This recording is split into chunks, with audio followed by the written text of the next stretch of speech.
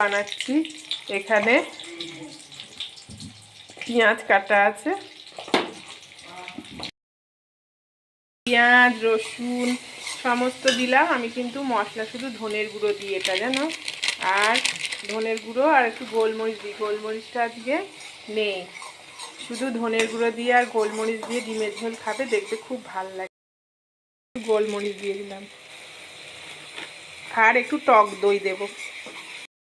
আলুগুলো ছেড়ে দিলাম।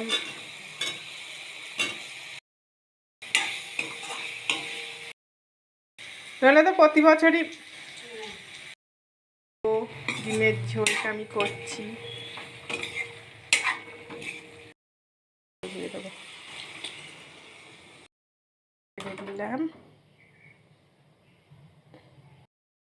হয়ে গেছে। মেয়ে বললো মাছ খাবো না, ডিমের ঝোল করেছি, কি জানি খাবে কিনা জানি না। চচ্চড়ি একটা সবজি করেছি আর ঢাল করেছি ধনে পাতা দিয়ে, তোমাদের দেখানো হলো না। যাই হোক, ওরম করে ডিমের ঝোল খেয়েও ভালো। আমি ছাদে রোদ পোহাতে এসেছি।